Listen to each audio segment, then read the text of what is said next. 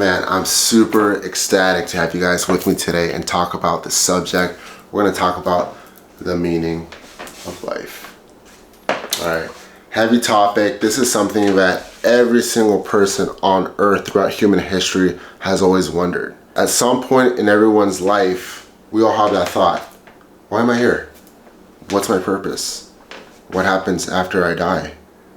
Is it just pure darkness? Does nothing happen? Is there a heaven? Is there a hell? Do we reincarnate? Do we just wake up from a dream? Is this a simulation? Right? These are all questions that naturally occur in our minds throughout our lives. So today we're going to tackle these questions backed up by scripture and backed up by some science as well. So really good episode. I'm super excited. Let's get started. All right, so before we get into the heavy questions, we have to understand the science of what makes us human, which is consciousness, specifically human consciousness. So what is consciousness? It is the awareness of your own thoughts, feelings, memories, sensations, and the environment, so like the world around you. So essentially, consciousness is the awareness of your own thoughts, of yourself, and the world around you. All right, so here's a trippy thing. Consciousness actually exists outside of time. That means there's a part of you which is already in eternity, watching and possibly even guiding you. All right, so this is why people have prophetic dreams and they can see the future in visions as well, is because these people actually can tap into this part of their consciousness. So check this out. So what separates us from animals, animal consciousness versus human consciousness, is our ability for introspection, to look into our thoughts and really critically think why we're having these thoughts. Complex language and complex reasoning, right? So this is the reason why we can build massive structures like the pyramids or even skyscrapers in Dubai, bridges. Animals can't do that, right? Because of our complex way of thinking, our human consciousness, which was, by the way, a gift from God. All right, so a little fun fact actually that I wanted to bring up is, if you guys know, if you're into art or just in general, a lot of people know this art painting. So there's a painting called The Creation of Adam by Michelangelo, and it depicts Adam laying down and then God and his angels coming down to Adam and almost touching fingers. It looks cool. It's a very powerful painting, right? So the cool thing is that Michelangelo purposely made it so the shape of God and his angels and the drape that they have over them resembles a human brain, indicating that human consciousness, the ability to conceive that there's a higher power, that there is a God, was a gift from God. So just like we have consciousness, animals have consciousness, the entire universe is conscious, all right, just to different varying degrees. All right, so according to the Hermetic principles, if you're not familiar with Hermeticism, it's the 7 principles that govern the universe. It was written by Hermes Trismegistus, who was actually an enlightened man during the Egyptian pyramids era of time.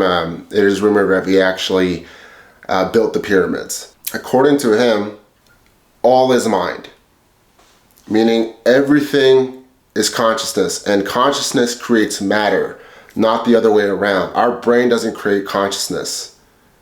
Consciousness created our brain. So think of it like, if it wasn't for consciousness, nothing would exist, because there would be nothing to perceive it existing, right? Just like if someone were to pass away, all of a sudden nothing would exist according to them and from the physical realm, right? Everything would just cease to exist. That'd be the same thing with the universe, right? If for whatever reason the consciousness of God ceased to exist, which would never happen, by the way, but if it did, the whole universe would exist and there'd be nothing. Yeah, essentially our reality is within the mind of God. All right, so what's a soul? So a soul is a piece of consciousness that is independent and has free will. So the analogy I like to use is that a soul is to consciousness like a cup of water is to the ocean. So think of consciousness like the ocean, right? So your soul is a cup that you put into the ocean, you bring it out, you add a little bit of food coloring with some lime juice, maybe a couple cucumbers, and that's your personality. Now, That being said, we are all souls floating inside the mind of God, the consciousness of God. All right? And he has access to all his creations at all times for all eternity. He's omnipresent, he's omnipotent, all-powerful, and omniscient. He hears everything because we're all living inside of his mind, essentially. Pretty crazy stuff, I know. So as we all know, life is complex and life is very long. We have pre-birth, we have birth, we have childhood, adolescence, adulthood, old age, death, all that jazz. So what we're going to do is we're going to break down each aspect of our lives and sort of see the different lessons and the different challenges that come with seasons, we'll say, of our lives. All right, so pre-birth. According to Jewish mysticism, all souls come from the highest parts of heaven. It's called the chamber of Guf. So when a man impregnates a woman, God decides what the child's gonna look like, its personality, even its destiny.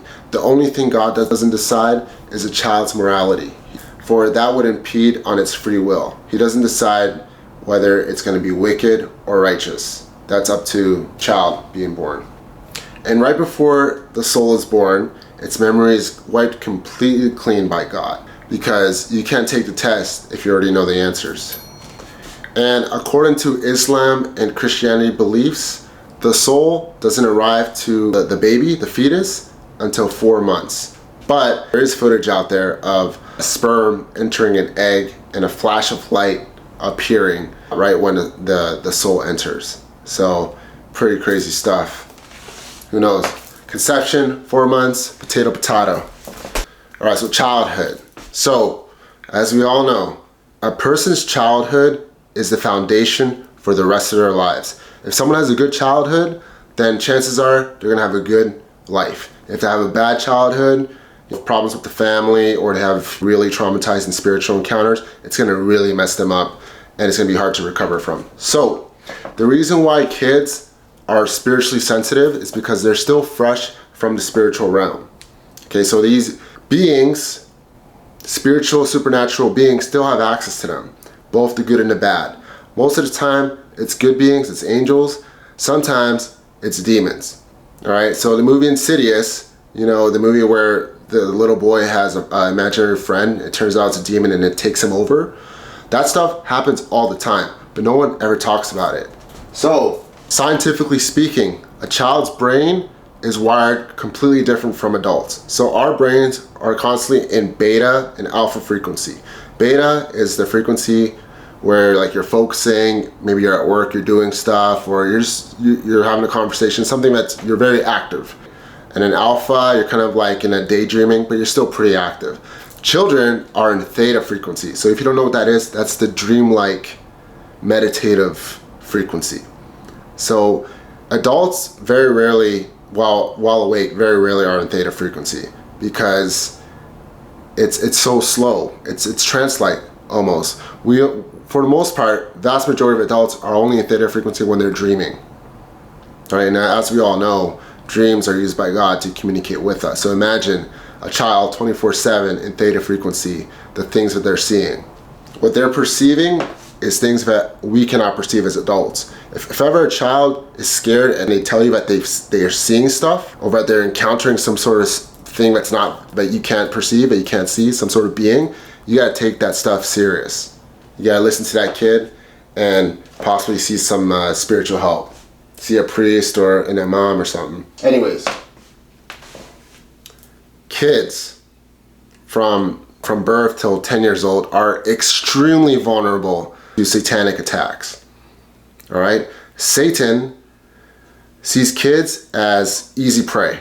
Kids and adolescents, but we'll get to adolescence in a bit. All right, so if he gets to kids at a young age, he has them for life. All right, so it's very extremely important that you make sure, if you have kids or if you're planning on having kids in the future, that you make sure that they have a healthy household and that they're not exposed to any darkness and any like satanic stuff or anything like that, because once Satan has a hold of them, it's extremely difficult to recover from that. Coca. So let's ask my cat what the meaning of life is. Coca, tell him.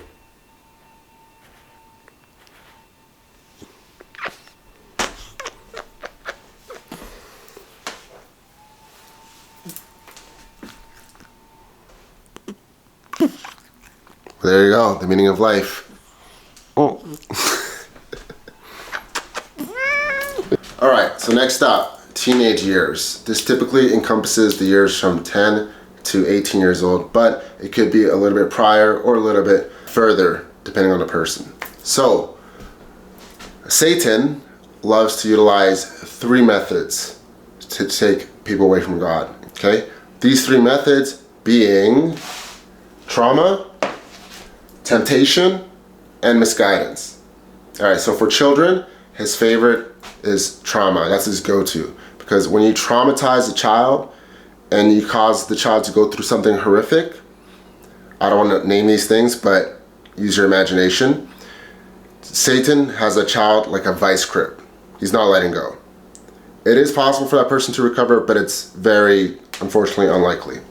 All right, so let's say the child has a fairly happy childhood, and they go through their normal mishaps, all that little stuff. Okay, they make it to adolescence, still fairly innocent. They're going to go through their trials and tribulations of adolescence. When it comes to teenagers, Satan loves using temptation and misguidance, because teenagers, as we all know, are naturally inclined and attracted to darkness. Because what do teenagers value?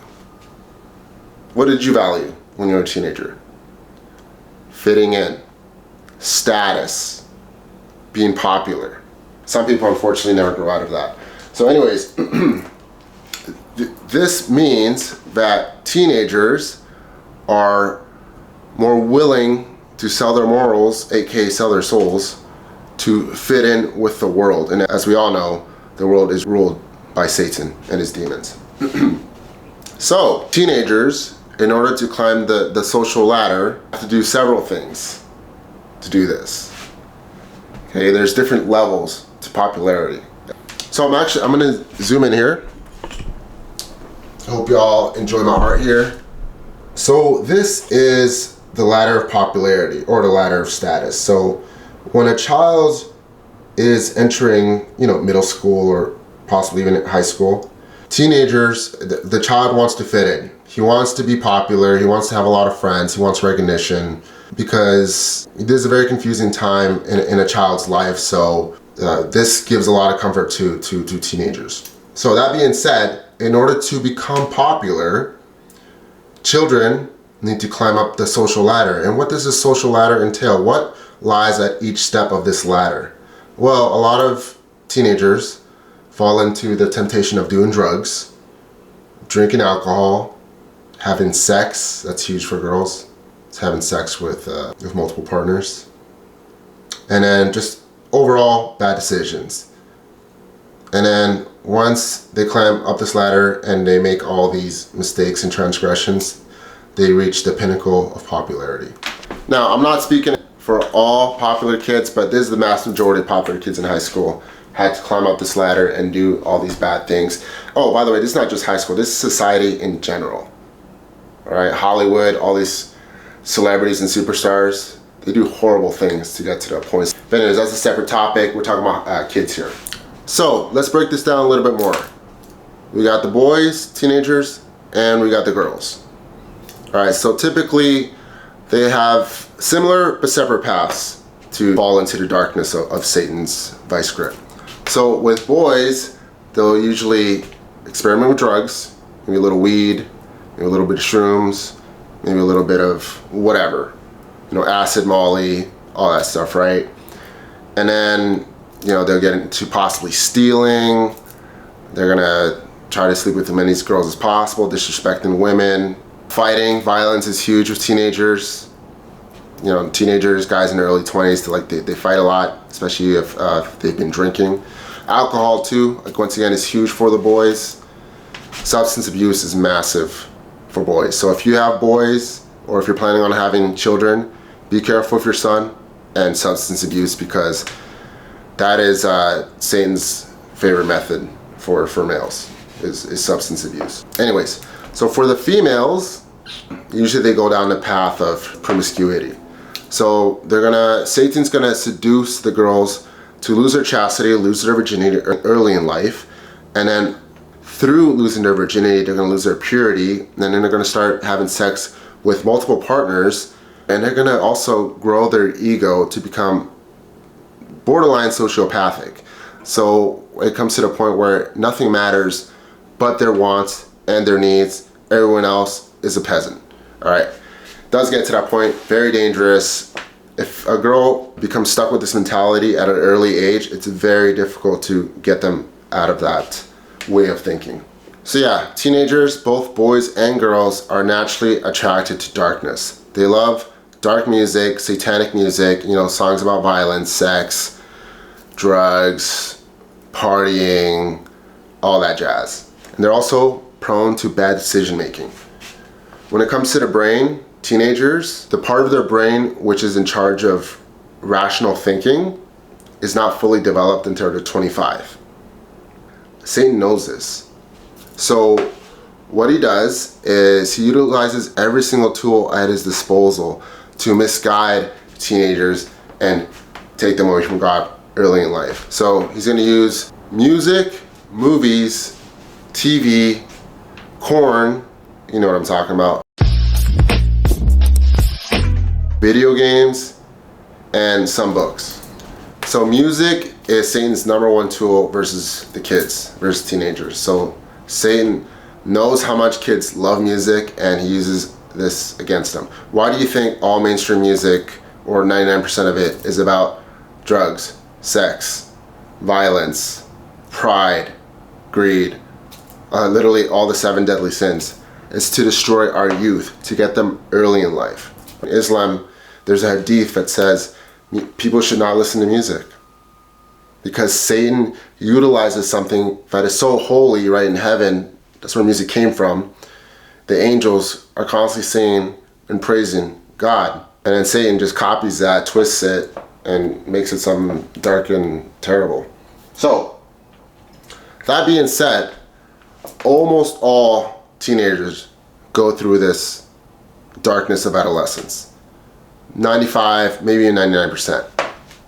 Right? It's a natural stage of being a human, of growing up, to go through this dark stage. This is the first major test from God to see whether or not we can go into the darkness, experience it, and come back to the light to be a good person. It's the first test. And as many of you know, some people don't pass this test. Some people don't make it. Alright, so moving on to early adulthood. So typically this starts from 18 and ends around early 30s, late 20s, depends on the individual. So, early adulthood, if we pass the test of adolescence, the darkness of adolescence, as I like to call it, we go on to receive a major blessing. So many times, these blessings may include, but are not limited to, finishing college, starting a family, successful business, or a really good job, either something to do with money, a lot of money, or love, finding a life partner or someone that really loves you, a genuine connection, marriage material.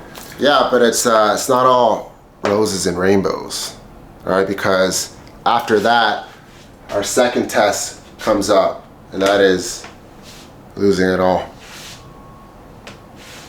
See, just like the book of Job describes, God will put everyone, every single man and woman, through a series of losses and tragedies to test our faith. And what do these losses and tragedies include? You might be asking. Well, they'll include taking away your money, your wealth, taking away your health, making you sick, even taking away loved ones, taking away family, taking away friends. Because he wants to see how you're going to react. Will you carry on and have faith? Or will you curse God and hate your life? You know, it's really sad too, because everyone goes through trials and tribulations. Doesn't matter how perfect a person's life looks like on Instagram, you know, or how much money someone has, or how good looking they are. Every single person will go through these trials and tribulations. Okay, everyone's suffering. So I try as much as I can.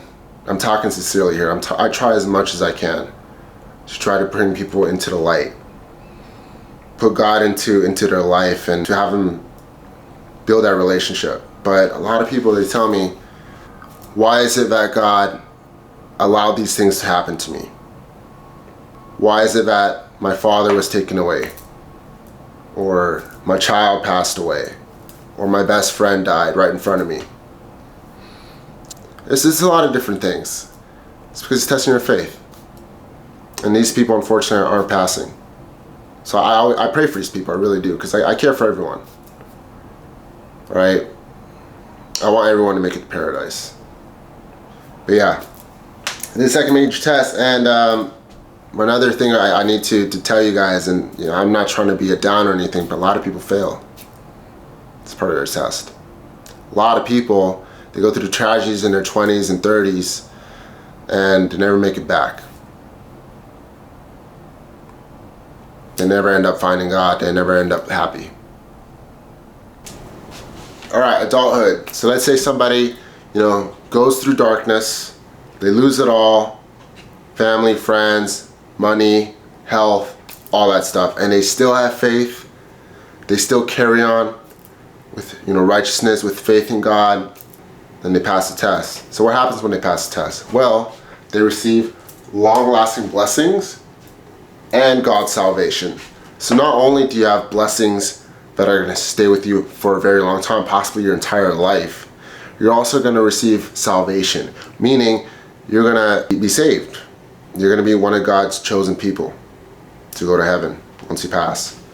So usually this occurs once people reach their 30s, early to mid 30s, from like 33, 35, 36, around that era. So this is why you're going to notice the vast majority of people, when they do become religious or righteous, it's going to be in their 30s, right? Because they've been through the darkness of adolescence. They've been in the total darkness of losing everything in your 20s and 30s, and they still come out on top. Of course God's going to reward you. Of course He's going to give you a vast amount of long-lasting blessings, because you earned it. You earned it. And yeah, God's happy. He's happy with you, and He's happy with you being happy. Right? Because it's not easy. Like I said, majority of people don't make it. Majority of people don't make it past these tests. So going back to the book of Job, Satan, so it's not God that actually punishes people, it's Satan that works on behalf of God. In the book of Job, Satan takes away Job's fortunes, takes away all his money, takes away his health. He's covered in sores, he's very sick, takes away his family, takes away all his children. They all pass away in a freak accident.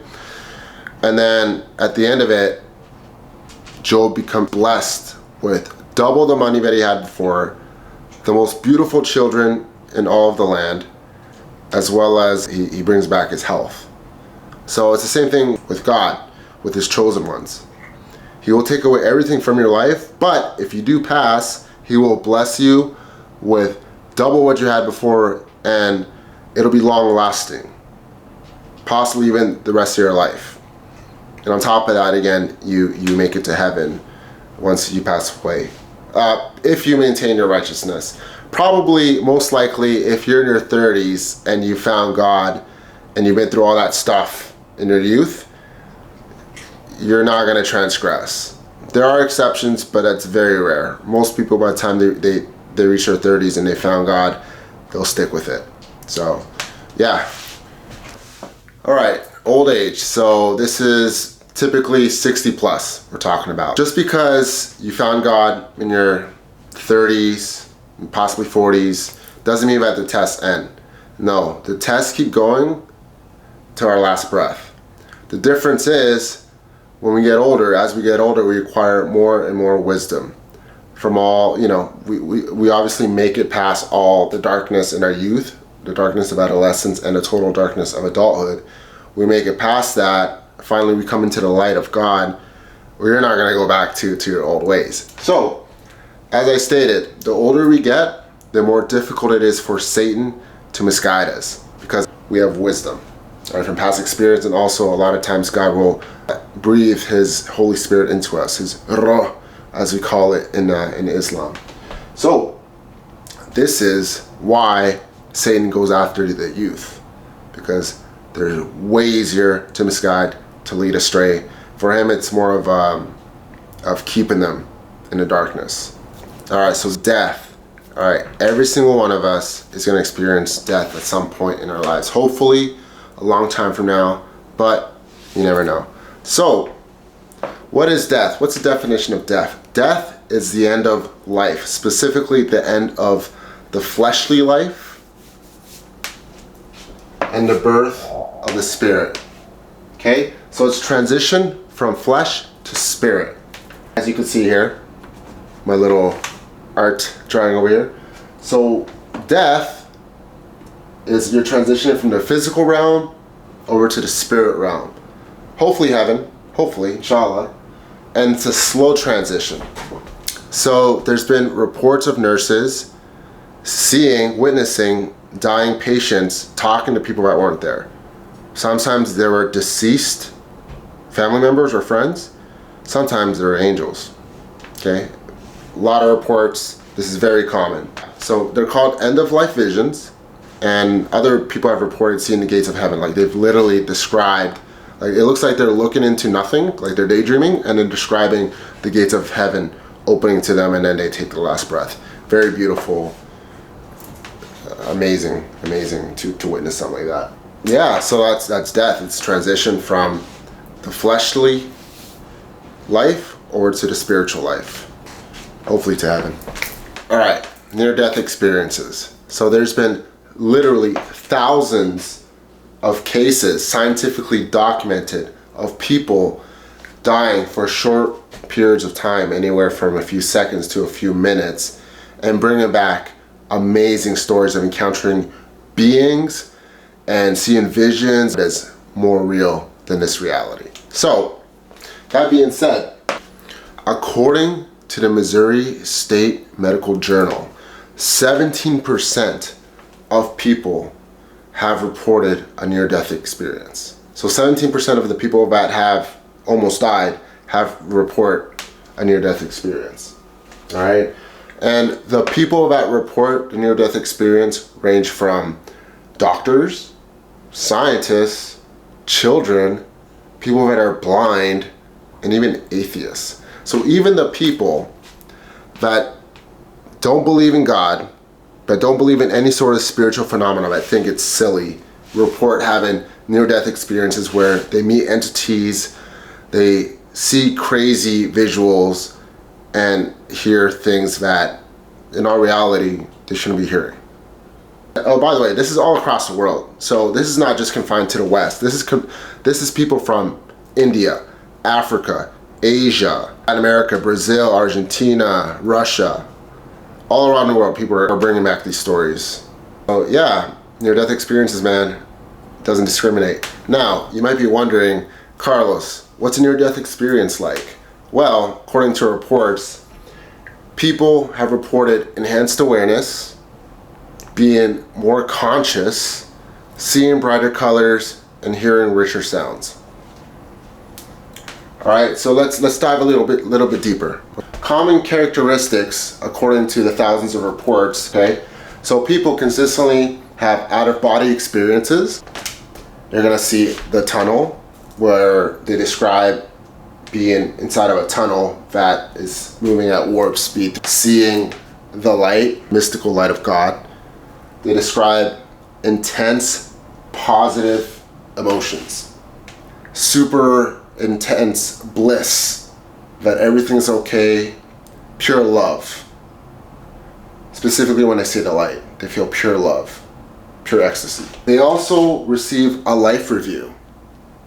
All right, so what they say is their life flashes before their eyes, and they see all the good, all the bad that's occurred in their life, and they will literally feel the emotions of the people that they interacted with throughout their entire lives both the good and the bad.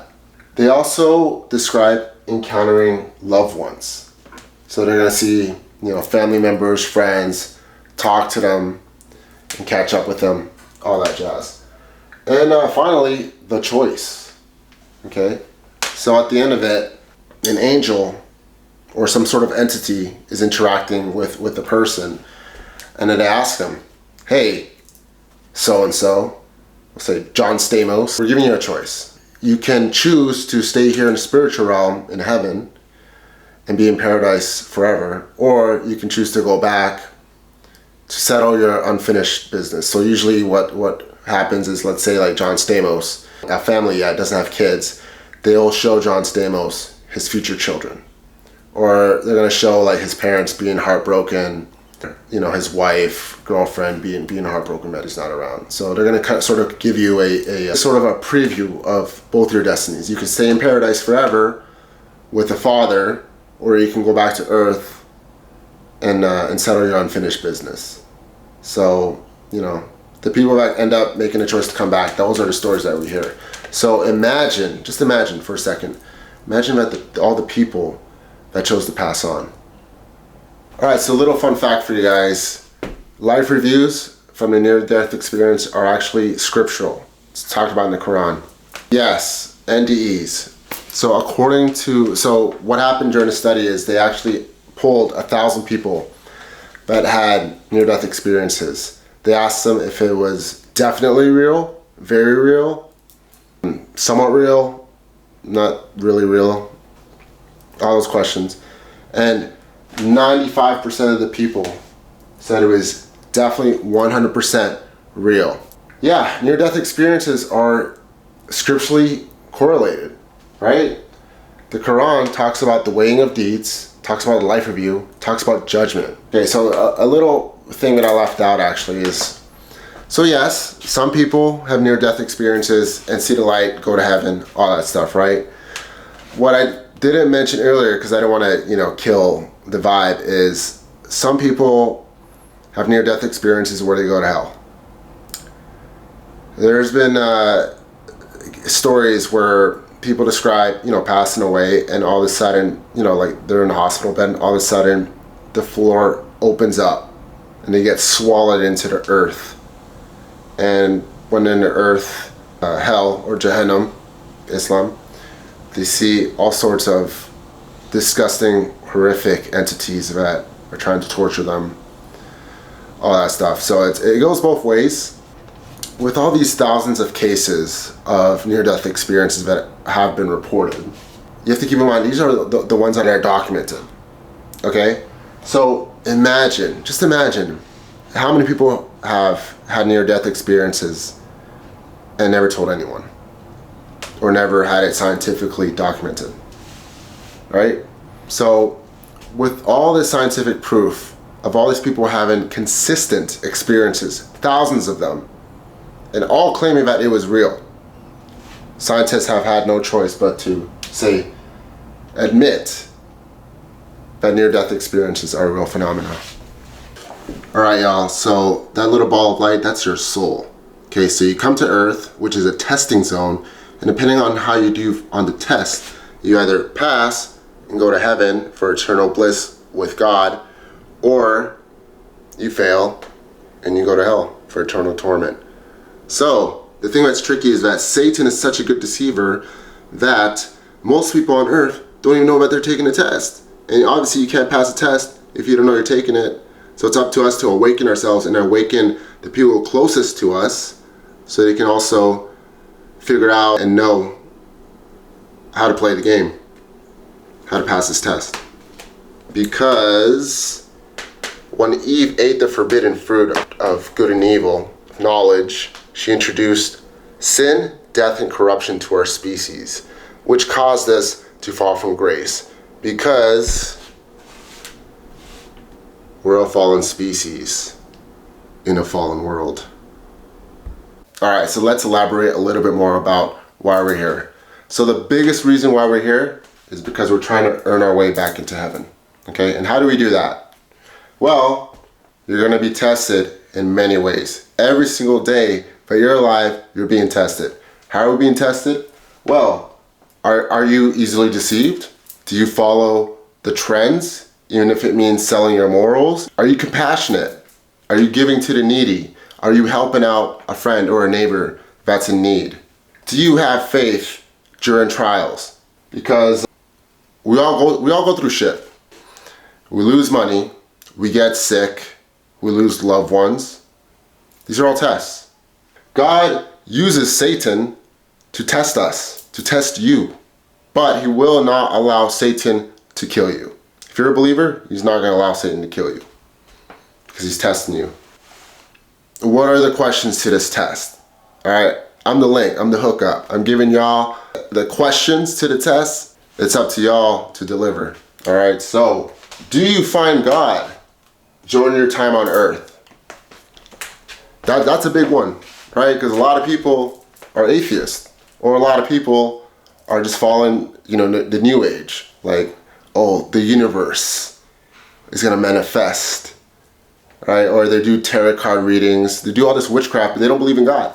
What? You believe in spiritual stuff, talking to demons, talking to spirits, but you don't believe in God. Come on, man. So if you do find God, do you have active faith, worship, and keep his commandments? Okay, it's one thing to believe in God, but it's another to actually active prayer. Like you're praying to him every day. Are you keeping his commandments? Are you trying to stay as righteous as possible? Because we all sin.